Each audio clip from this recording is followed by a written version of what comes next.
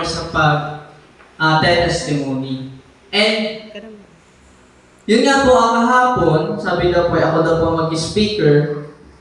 Sabi ko, teka, titignan ko muna doon sa mga nakasave ko sa Facebook kung ano yung aking pwedeng ibahagi. At nakita ko po itong realizations ni Pastor Caleb Lumingkit. Si Pastor Caleb Jasper Lumingkit ay one of media team ng ating pong SCLC na aming pong nakasama din po sa meeting ng Communication Department last year. At naging close po kami ko ng kaunti ni Pastor Jasper when it terms to technologies. Sa pag-set up ng camera, sa paggawa ng PowerPoint, and sharing po kung paano po magdi-deliver ng isang message. And then nakita ko po ito, si Pastor Caleb po last year ay kagagraduate lang po last year. So siya po si Pastor po ay opisyal ng pastor. Ngayon po na nasa AUP. Di pa po siya napapatistino. So sabi niya doon, nakita ko po, binasa ko po yung realization ni Pastor Jasper Lumingkit. And then sabi ko, nakabuo po ako ng title na, Are We Ashamed of Jesus? Ano po ba, ito po ay story doon po sa ibinasa ni Sister Clarissa. Kung atin pong bubuklatin sa Matthew 26 verse 75, at naalala ni Pedro ang salitang sinabi ni Jesus, bago tumilaok ang manok, ay 3 ulit mo akong ipagkakaila, at siya ay lumabas na mapait at mapait na tumangis. Ano po pag sinabing tumangis? Umiyak. Ano po? Nagsisi. Ano pa ba ang ibang term ng pagtangis? Ayan, ano po? Or nalungkot. Ayan. Nabigo. So, mga kapatid, ito po yung maikli lang na medyo mahaba. Dahil ako po ay nakahira lang ulit na makakapag-share sa inyo. Ano po? At sabi ko sa kagabi, sabi ko, Panginoon, kayo po nawa ang magsalita para sa akin. At Panginoon po ang nagbigay ng topic na ito. Kung atin pong maaalala, ano pong sabi? Sa Matthew 26:75 sa English, and Peter remembered the word of Jesus who had said to him, before the rooster crows, you will deny me 3 times. Then he went out and wept bitterly. Kung mapapansin niyo po sa verses, nakalagay doon, then he went out and wept bitterly. Yun po yung salitang nasa Tagalog ay tumatangis. And, mga kapatid, sino po ba si Peter? Ako, si Pedro. Sino si Pedro? Mangingisda. Ano pa?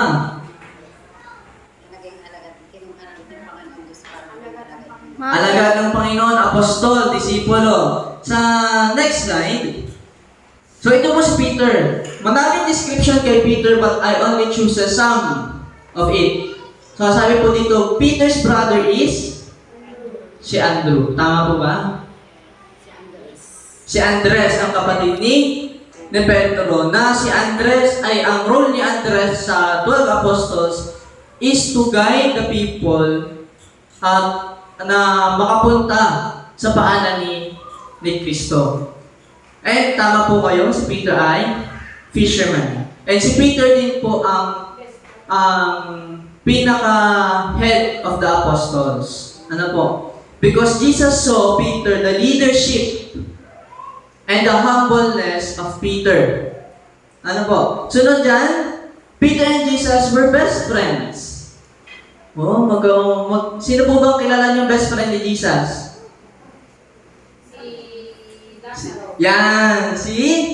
Si Lazarus, ang nakilala po nating best friend ni Jesus. Na nang mamatay si Lazarus, binuhay ulit. At si Jesus po, ano po, nang mamatay si Lazarus, umiyak. Jesus wept. Di po ba? Pinakamaikling verse, Jesus wept. And, hindi lang po pala si Lazarus. Peter and Jesus were best friends. Pag sinabi kong best friend, ano Ate Ansel, pag sinabing best friend? Matalik mong kaibigan. O katulad ni Ate Sally, ano mo? Besi-besi. So, Peter, his name is, dati siyang si Simon. Kung ating bubuuin, Simon Pedro. Di po ba?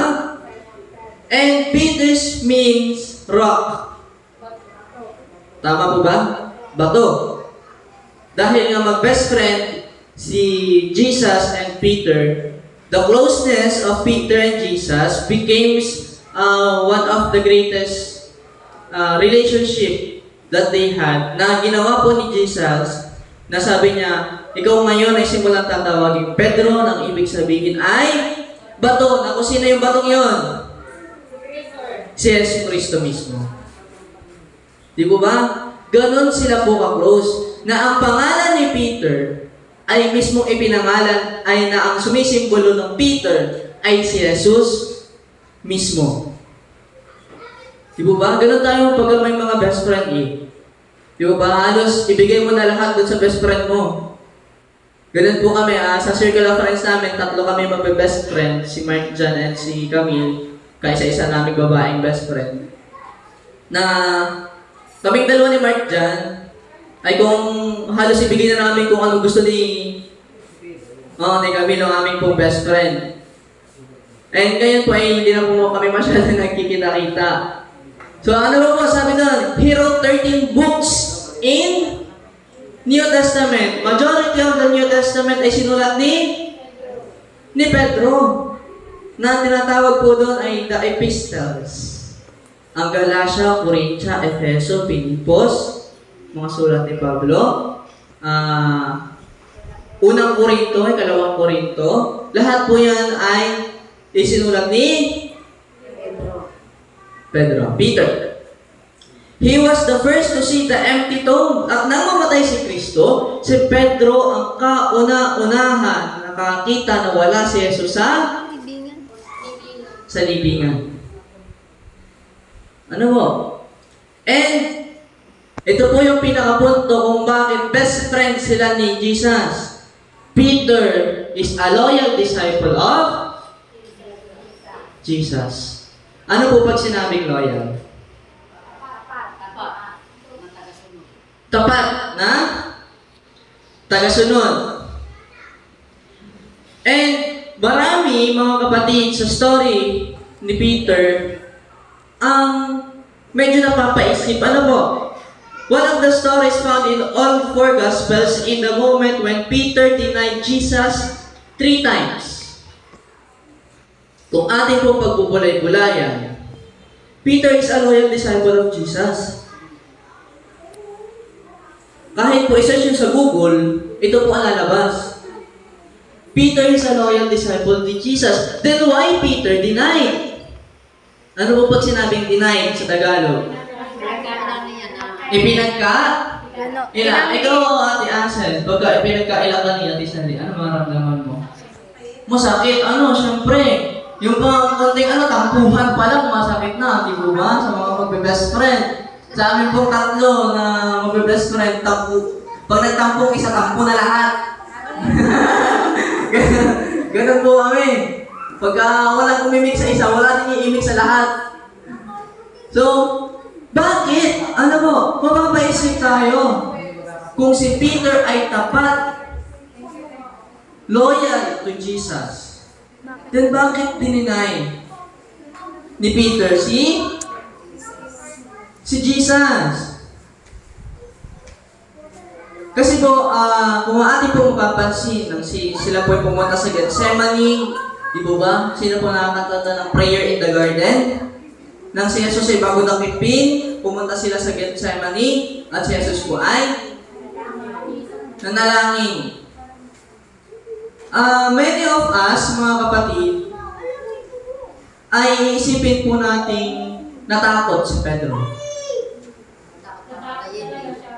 Natakot siya na baka siya ay kasamang patayin. Natakot siya na siya ay kasamang sentensyahan. Tama po ba? Yun po ang karamihan nating iniisip. Na kaya dininay ni Pedro si Jesus ay dahil siya ay natakot.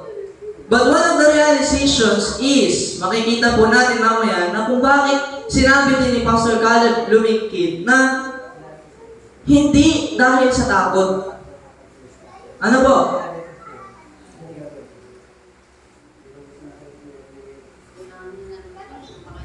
So next.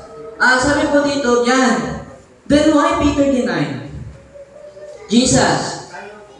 When Peter promised Jesus that he would die with him on the night of their Last Supper, kung inyo pong matatandaan, di po ba?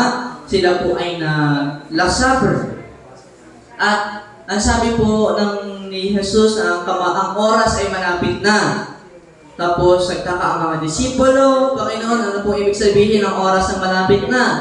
Then sabi ni Peter, di po ba nag-promise si Peter na, Panginoon, I would die for you. Di po ba? Sabi niya doon. And then, he did not speak impulsively. Hindi niya po yun sinabi ng dahil bugso lang ng damdamin. As he often did, instead, it was a sincere and honest declaration of loyalty to his master. Hindi kilabutan ako. Ganon mga kapatid, ang pagmamahal at tiwala o loyalty ni Peter kay Jesus. Na kaya niyang ibigay ang kanyang sariling buhay para kay Jesus. Sabi doon, no? Hindi bukso ng damdamin. Hindi basta lang, nasabi lang. He mean it. Ano pag sinabi he mean it? Sincere. Ano pag sinabing sincere? Ano mo sa Tagalog ay sincere? Tunay. Di ba? Taos puso niyang sinabi na I will die for you. At yun daw po ay isang deklarasyon na mahal niya at loyal siya sa Panginoon. So, paano po natin masasabi yun?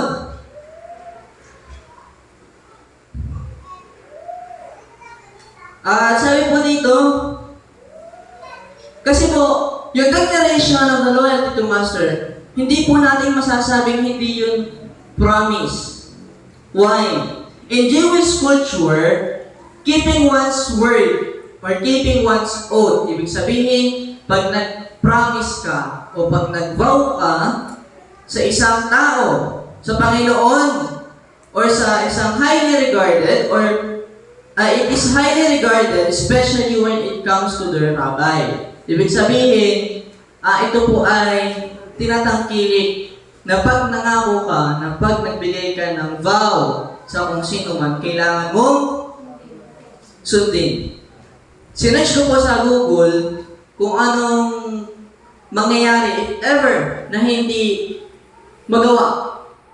And sabi po ni Google, there is always a consequences kapag hindi nagagawa ng mga in Jewish culture ang isang promise or vow to God or any persons. Kaya imposible mga kapatid sa kapanahunan nila na nasabi lang yun ni Peter.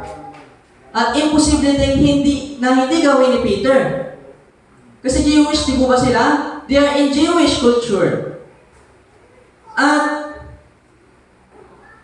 sabi po dito sa Luke 22 verse 33, and Peter said to Jesus, Lord, I am ready to go with you, to prison and even to die with you. Nakikita niyo po kung gaano kamahal ni Peter si Jesus? Sabi niya, Panginoon, handa akong sumama sa iyo maging sa kulungan at kahit sa kamatayan. Ganun kanindi yung eagerness, yung pagmamahal niya sa Panginoon, mga kapatid. Mamaya may makikita pa tayo. Kaya po napaka-imposible na hindi po yan minin. O hindi to pa rin ni Peter yung promise niya kay Jesus. Sabihin naman ng mga kapatid, alam ko na nga yan, brother, kinakwento mo ba? Mamaya po mga kapatid, may makikita po tayo. Moreover, we cannot say that Peter was afraid. Bakit? Hindi po natin masasabing takot si Peter, di ba ba? Nung una, kaya po naiisip natin kung bakit dininay ni Peter si Jesus dahil natatakot. Pero kung natatakot si Peter, bakit niya po sinabing, I am ready to go with you to prison and even to die with you? Sa Bible po, sadyang may exclamation mark. Ano po sinabi exclamation mark? May expression, may diin. Even to die with you. Ibig sabihin, napaka-sincere. Then bakit natin maiisip? Di ba? Na siya nga naman. Kung sinabi ko ni Peter, bakit natin maiisip na takot si Peter nang dininay niya si Jesus? Di ba? So ito po mga kapatid, this explains why Peter, after hearing the crow of the rooster, that night, Peter was prepared to die and kill for Jesus. Sa next line, sabi dito, we cannot say that Peter was afraid since he aimed to protect his master by attacking Malchus. Sino po si Malchus? The people sent to arrest to Jesus, yung pong sundalo, di po ba? After the prayer in Gethsemane, Jesus stood up at natulog po doon si Peter. Tapos sabi ni Jesus kay Peter at kay doon sa isang disciple, nalimutan ko yung name, sabi niya, bakit kayo natutulog? Ang oras ay nalalapit na. Walang panahon para matulog. At sapagkat ipabalita ang salita ng Panginoon. And then the soldiers came, pumunta ang mga sundalo, at dahil sa galit ni Peter, ano pong ginawa niya? Hinugot niya yung tabak at tinagpas niya ang tenga nung isang sundalo. Ang pangalan po niya ay si Malchus. Sa Luke 22 verse 33 pababa, nandun po yun. So, hindi pa natin masabi kasi kayang protektahan ni Peter ang Panginoon. So, bakit natin may isip na takot si Peter? Kung takot si Peter, hindi niya dapat kayang protektahan, di ba? Dapat noon pa lang sa Gethsemane, tumakbo na si Peter. But no. Ano ba sabi? Sabi ng Panginoon sa John 18:10, then Simon Peter drew a sword and slashed off the right ear of Malchus. Nataga, nahiwa. But Jesus said to Peter, put your sword back into its sheath. Ibalik mo yung iyong tabak sa kanyang lagayan. At ano pong ginawa ni Jesus? Pinulot ni Jesus yung tenga ni Malchus at ibinalik. Di po ba? Pero magtataka tayo mga kapatid. Lahat ng sundalo umaaresto kay Jesus that time, nakita yung pagbalik ng tenga ni Malchus. Pero wala pa rin naniwala. Di ba? Walang naniwala. So, yung patunay, ano po, na matapang talaga, na walang na dedicated si Peter kay Jesus. At that night, Peter was prepared to die and kill for Jesus. And he was not afraid. He is willing to give his life, live his life, and even kill just for Jesus. Handa siyang pumatay para sa Panginoon, mga kapatid. Handa niyang iwan ang lahat, maging buhay niyang kapalit. Handa siyang iwan. Ano po? Ganon katapang si Peter at ganon niya kamahal ang Panginoon. Tayo po mga kapatid, gaano natin kamahal ang Panginoon? Ano po ba, ano pa po ang isang patunay? Kasi pagkatapos po niyang tagpasin ang tenga at arestuhin ang Panginoon sa Gethsemane, sinundan pa ni Peter. Di po ba? Mula sa Gethsemane, papunta doon kay Anna's house, sa bahay ni Anna, kung saan doon hahatulan ang Panginoon nung gabing iyon. Ngayon, kung takot si Peter, sana hindi siya sumunod. Di ba? Kasi alam niya dapat alam niya na pag sumunod siya doon, kasama siyang aarestuhin. Pero hindi. Peter followed Jesus while they were en route to Anna's house, kung saan nga po ang hatulan si Peter. So, bakit dininay ni Peter si Jesus kung hindi siya takot, mga kapatid? Hindi pa naman nangyayari yan eh. Alam na ng Panginoon na i-delay siya ng Oo. Na-predict na. Ay, kung yun ay hindi dininay ni Peter, hindi pa rin ang nimig ng Panginoon sa kanya. Kasi parang sa prediction sa kanya na bago sila ako hindi pagkakailangan ako ng katutin. Kaya nagawa niya yun. Kaya pa nagawa niya yun. So, mga kapatid, it's not all about that Peter was afraid. Hindi po yun sa lahat na dahil takot si Peter or dahil po, tama naman po yun na-predict ni Jesus. Pero hindi po dahil sa na-predict ni Jesus sa Last Supper. Peter was ashamed Nahiya. of Jesus. Peter was ashamed of Jesus. So, this explains why Peter, after the hearing the crow of the rooster, siya po ay umalis pagkatapos niyang marinig yung tilaok ng manok. Sabi doon sa Bible is twice.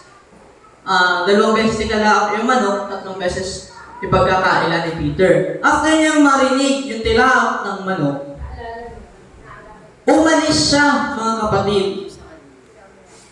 At siya'y nagtangis. He was ashamed of Jesus. Ano po? So, one cannot deny a person 3 times when driven by fear. Sabi po dito, or an adrenaline rush. Kahit po tayo mga kapatid, hindi natin kayang i-deny ang ating sarili mismo na 3 beses nang dahil lang sa adrenaline, nang dahil lang sa tayo nagulat. Biro yung 3 beses yung ilayo yung best friend. Nang dahil lang sa adrenaline rush. Ano po?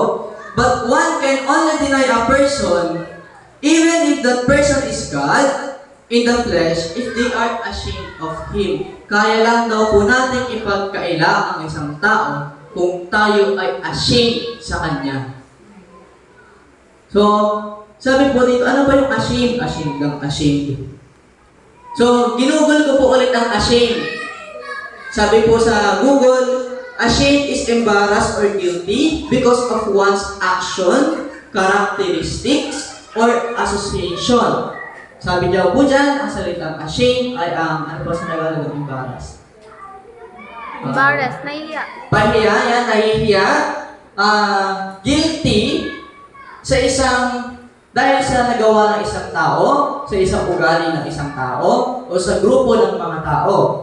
Sabi po dyan, it is when they feel embarrassed or guilty because of something they do or they have done or because of their appearance. Na guilty daw po, na ashamed. Alam na natin. Alam na natin ang ashamed. Kung ano ibig sabihin na guilty, na pahiya. Nang dahil po saan? Sa ginawa ng isang tao, o ng isang madaming tao, o sa kanyang karakteristik. Ano po pag sinabing karakteristik? Pag-uugali. Malinaw na po. Ano po mga kapatid? Yun po ang ibig sabihin ng ashamed. Ayan. Then, saan na ashamed si Peter? Daming brother Rain ngayon palang tumayog dyan, tapos dami mo pang tanong.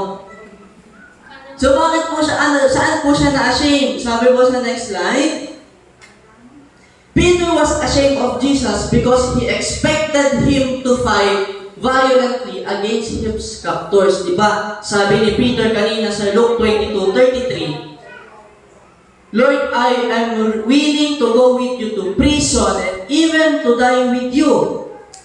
Nagilty si Peter, na-ashamed si Peter, dahil hindi niya naipakita sa Panginoon na handa siyang mamatay para sa Kanya. Nagigets niyo po mga kapatid? Ano pa? He was ashamed of his master for willingly giving his life instead of taking one. Nahiya siya kasi hindi niya naiparamdam, naisip niya na hindi niya naiparamdam na kaya niyang ibuwis yung kanyang buhay para sa Panginoon at instead kaya niya pang kumuha ng ibang buhay para sa Panginoon.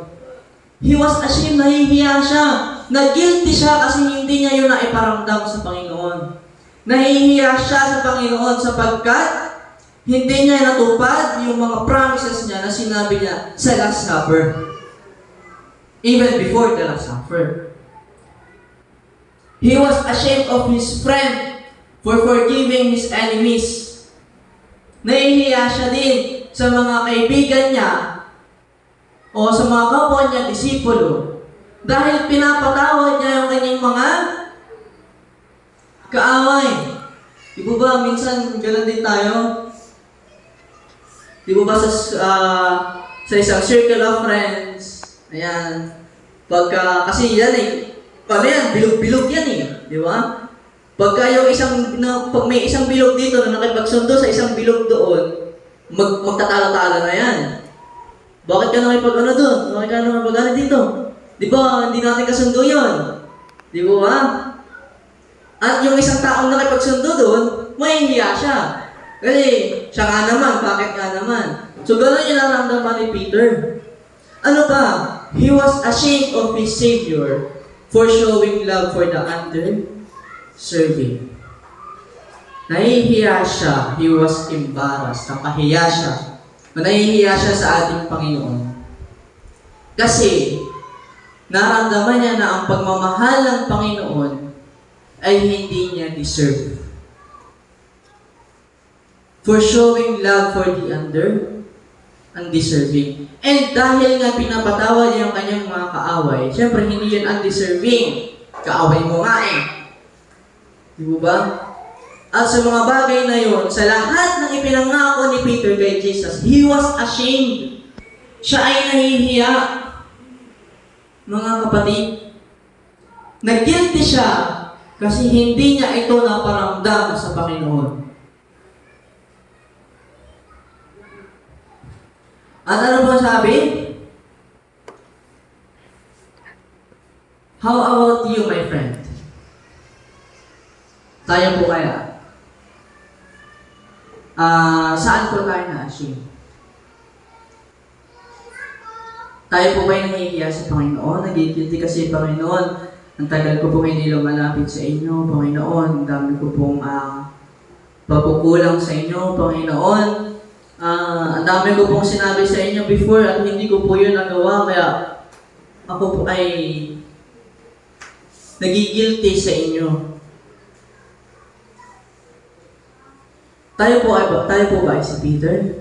Did we experience the experience of Peter? Na siya po ay nahiya, na-embarrass, sa guilty sa Panginoon. Dahil hindi niya nagawa ang mga sinabi niya sa Panginoon. Hindi niya naparamdam. Are you ashamed of Jesus for loving the person you hate the most, mga kapatid? Nahihiya po ba tayo sa Panginoon? Dahil minahal mo yung pinaka-dakilang kaaway? Are you ashamed of Jesus when He commands you to forgive when all you want is to retaliate? Tayo po ba ay nahihiya dahil sabi ng Panginoon, magpatawad ka ng ilang beses? 70 times? 70 times 7, di ba? So, sabi doon, nahihiya po ba tayo? Kasi sa halip na gusto natin ay maghiganti, ang gusto ng Panginoon ay magpatawad. Are you ashamed that He cares even the marginalized and frowned upon people into the society? Nahihiya ka ba? O nahihiya ba tayo dahil mas mahal ng Panginoon yung pong mga taong nasa kalsada kaysa sa iyo? O kaysa sa atin? Are you ashamed that Jesus commands you to love your neighbor and not just memorize doctrines? Nahihiya po ba tayo na mahalin natin ang ating kapitbahay, hindi lang basta malaman natin ang doktrina o ang aral ng Biblia? Panginoon, hindi ko po kasi nagagawa. Then why? Diba?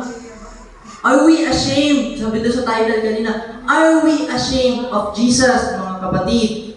Will you be ashamed of Jesus when you realize that He is not the Jesus you imagine in your head? Sino po ang Jesus na na-imagine nyo sa inyo pong isip? Loving God. Loving God? Ano pa?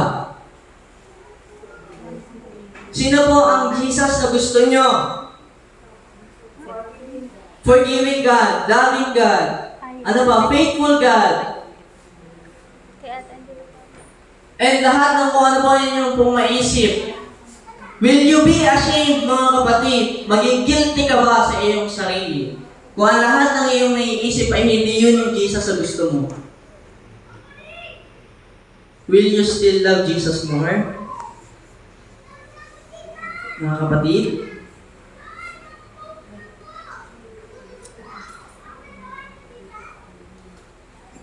Sabi po dito, Jesus saw it coming.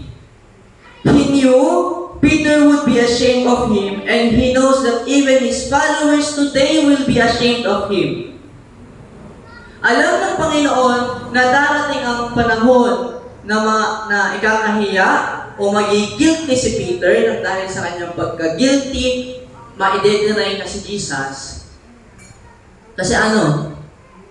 Alam ng Panginoon yon na hanggang ngayon, mga kapatid, maging tayo ay kaya nating i-deny si Jesus.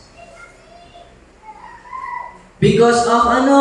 Because we are ashamed. Mga kapatid, pag kaya nating i-deny o kaya nating, ano po sa Tagalog ang deny? Itanggi.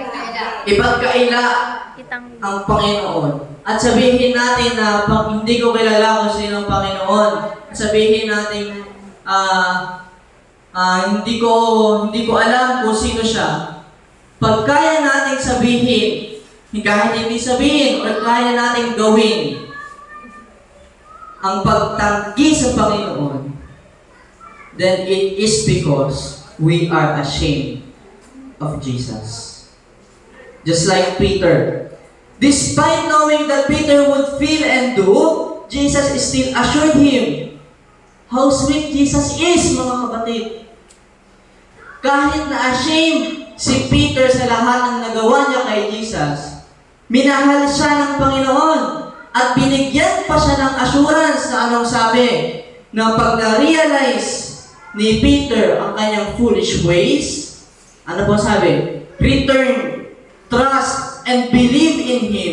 There would be enough room in His Father's house to welcome Him back. Ganon yung pagmamahal ni Peter ni Jesus at ni Jesus kay Peter. Na kahit anong guilty o sama ng loob ni Peter sa kanyang sarili, still Jesus comforted Peter and even assured him na bumalik, magtiwala at maniwala ka sa Panginoon dahil marami o maluwag ang langit ng aking Ama sa langit na bahay. Ano po sabi? He promised to come again to prove it so. Pinramis ng Panginoon, ipinangako ng Panginoon, yung sinabi niya yun. Basahin po natin sa John 14 verse 3. Tayo po ng mga Biblia. na inyo pong dala, atin pong gamitin. John 14 verse 3. Ano po sabi doon? At kung ako'y pumunta roon at maihanda ko ang isang lugar para sa inyo, ako'y babalik at kayo'y tatanggapin ko sa aking sarili, upang kung saan ako naroon, kayo rin ay doroon.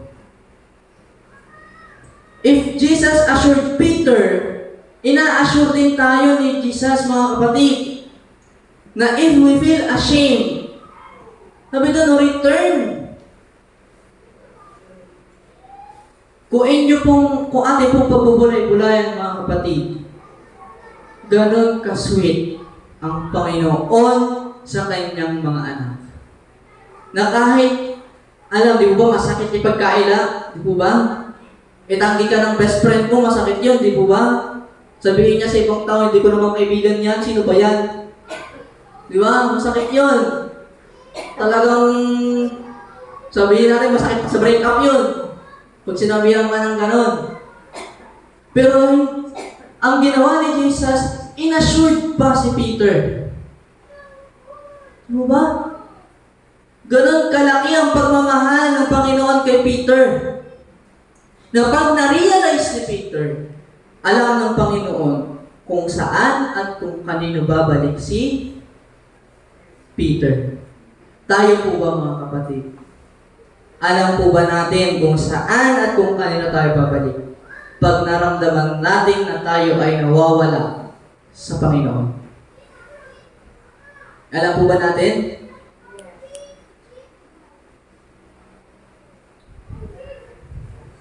Sabi po dyan, years later, after the Christ ascension and Peter's restoration, sa next slide, sabi po dyan, Peter himself wrote ang 1 verse 4, ang 1 Peter 4 verse 16. Kasi mga kapatid, si Peter nag-suffer. Ano po ba sinabing suffer? Naghirap sa kanyang sarili, kinalaban niya ang kanyang sarili. Because he see the wrong in himself, kaya siya na-guilty. Sabi sa 1 Peter 4 verse 16, if a man suffers as a Christian, he should not be ashamed. He should thank God that he is a Christian. Ano po sabi? Kung na-feel po natin na tayo naging guilty sa Panginoon, hindi na po dapat tayo, tayo na po naghihirap sa Panginoon, naghihirap as Christian. Ano man ang pinagdadaanan natin, mga kapatid, just like Peter, hindi daw po tayo dapat mahiya sa Panginoon. But instead, magpasalamat tayo dahil tayo ay anak at bayan ng Panginoon. Dahil nararanasan natin itong mga bagay na to, tayo daw po ay dapat magpasalamat. Ang hirap naman po, brother, magpasalamat na ikaw ay hirap na hirap. Yes, it is.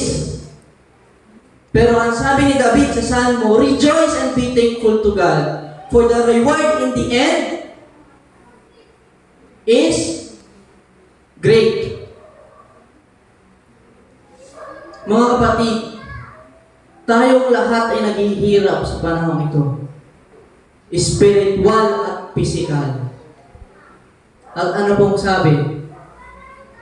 Hindi po dapat tayo tumingin sa ating sarili at hindi po natin dapat tingnan ang ibang sarili. Ano po ibig sinabi ibang sarili? Ang ibang mga sarili ng ibang tao. Dahil pag tumingin tayo doon, mga kapatid, tayo ay mga titisod. At pag tayo natisod, mahirap ng bumangon. We should not see the wrong on ourselves. We should turn our eyes to Jesus. Di ba sabi, turn your eyes to Jesus. Upon Jesus, look fully in His wonderful face, and the things on earth will go strange in Him, in the light of His glory and grace. Di ba?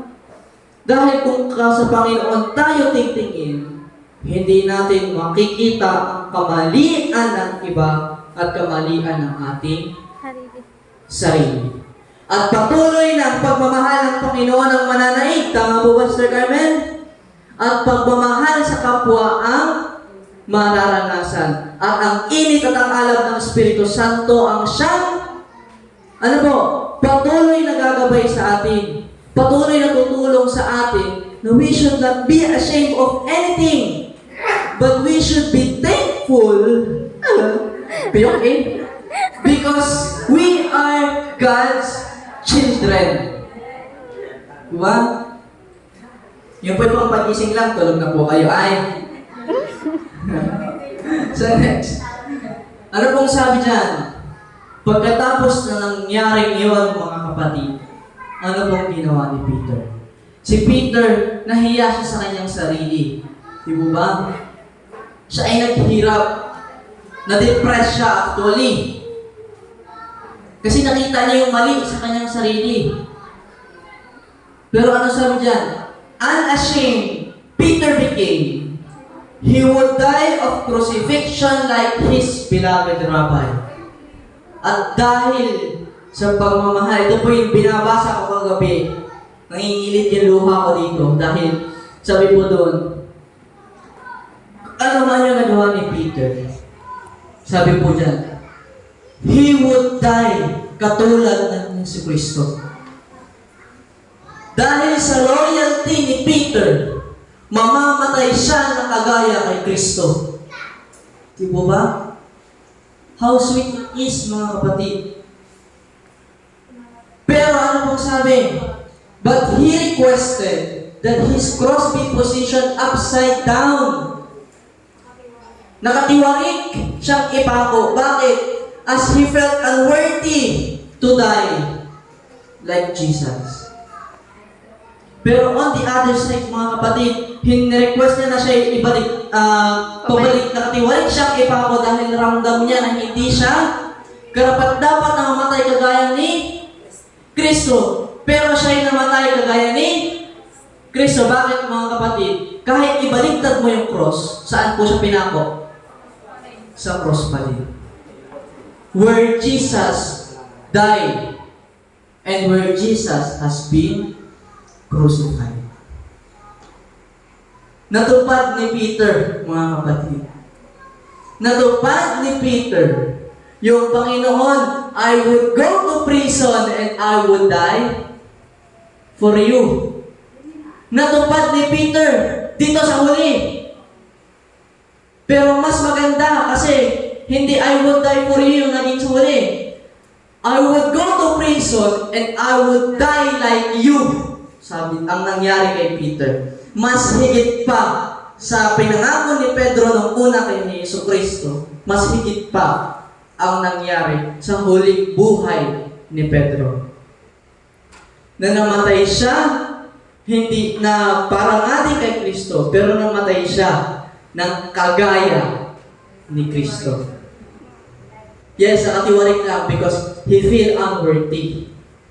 Ngayon, may tanong po ako, mga kapatid. Did he still feel guilty that time? He was still ashamed that time? I do not know, mga kapatid. We will ask him in the resurrection morning. Wow. Amen. Tatanungin natin si Pedro sa huling pagkabuhay. Tatanungin natin, Peter, are you still ashamed nung pinako ka nung pinangako ka? Nung ipinako ka? Kahit nakapatiwarik? Guilty ka pa din ba? Ngayon hindi natin alam ang sagot. But we will ask Peter in the resurrection morning. At, mamaya pa lang. Ang tanong po naman sa atin, mga kapatid, have you ever been ashamed of Christ? Have you ever been ashamed of Jesus? Na-share kami pag kami nagkakasala. Na-shame pag nagkakasala. And araw-araw tayong nagkakasala. Ano ba? Are we ashamed of Jesus, mga kapatid? If so, know that Jesus was never ashamed of us. Kung feel natin na tayo ay nagigilty, nahihiya, embarrassed dahil sa Panginoon, dahil hindi natin nagagawa, tayo nagkakasala, sabi ni Sister Lydia. Mga kapatid, kailanman ay hindi tayo itinanggi ng Panginoon. Amen. He was never ashamed of us. And know, mga kapatid, that God has enough room in His arm for us to welcome and embrace you. Embrace us, mga kapatid. Lagi nating tandaan na ang kamay at ang bisig ng Panginoon ay laging malawak para sa atin. If we feel ashamed, mga kapatid, we should return, we should trust, we should believe in Him, and look at Him in all ways. For He suffered and loved us more than Himself. And just like Peter loved Jesus, we should love Jesus more than ourselves. And if we feel ashamed, sabi po doon, nang natuto si Peter, bumalik siya, nagtiwala at naniwala kay Kristo. Ganon din po ang ating gawin. Na kung tayo ay nafe-feel ashamed, embarrassed, dahil nga tayo araw-araw na nagkakasala, ang sabi dyan, embrace Him, mga kapatid. Yakapin natin muli si Kristo. Tayo'y umiyak kay Kristo. Sabihin natin na, Panginoon, namiss kita. Ang hirap ng buhay, pero there is enough room in our Father's arm na tayo ay yayakapin ng mahigpit ng Panginoon. Ano lang, at ito po ay isang pahiwatig sa atin, mga kapatid. Diba, ang ganda ng ni Peter? Na kung gaano dapat dapat nating mahalin si Kristo ng kahit kapalit ng anuman.